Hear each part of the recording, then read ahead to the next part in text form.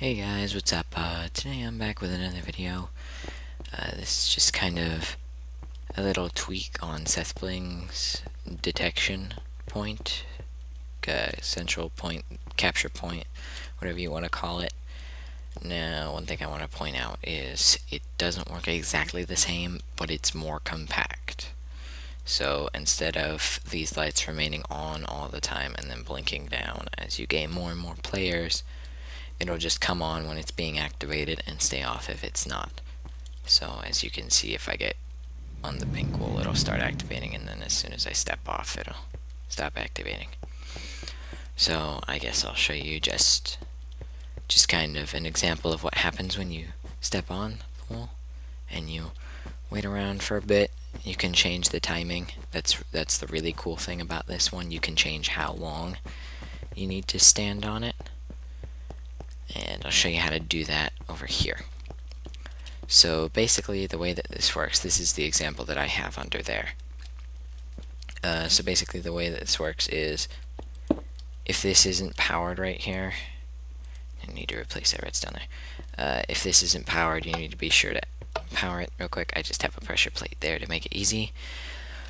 And then you stand on this pressure plate, and you can see the wire is slowly deactivating until finally it comes to a close. And the reason that this is happening is because I have a set of redstone comparators in the subtracting mode, basically in a clock formation with additional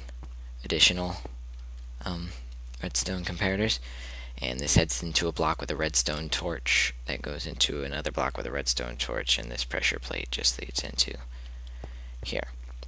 So that the reason that this works is when there is no power being received from up here, the power is remaining constant and equal in these comparators, because it's always going to be, they're the same number of additional comparators as there are subtractional comparators.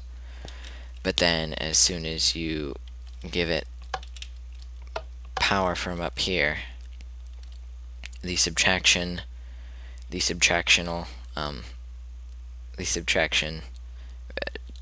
comparators start to overpower, eventually forcing the redstone to power off.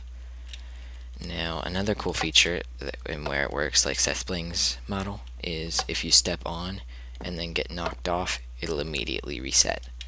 However, if you completely darken it, it won't reset. So I'll come under here and show you a bit of the wiring. I'm just gonna grab a sandstone here. So this is the clock that this is the way I just, instead of a pressure plate, I just used the test for anyone in the radius of 4 blocks. I didn't assign them a team, but you could have if you want to. Now, if this is true, the comparator turns on, and that activates this repeater, which comes into the little machine I showed you earlier with the reset here, which I'll just activate. So it comes into here, and it activates it, and it works like that. And then I just hooked up an inverse of the wiring over to some lights over there. So that's basically how that works. Just get out of here. Turning night.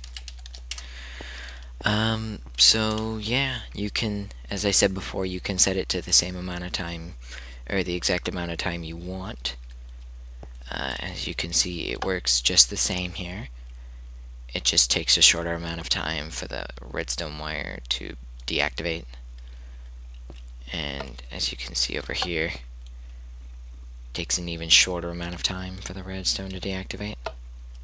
So you can even extend it. I believe that for comparators, this design over here is 3 to 4 seconds. This isn't exact. I didn't take out a stopwatch and measure these exactly, but this is a rough estimation.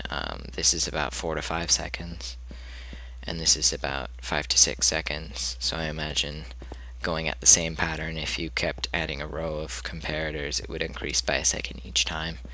but that's just a guess, an estimate. So yeah, I mean, it's pretty cool. You can use it on adventure maps for capture points. You can use it in survival for your base.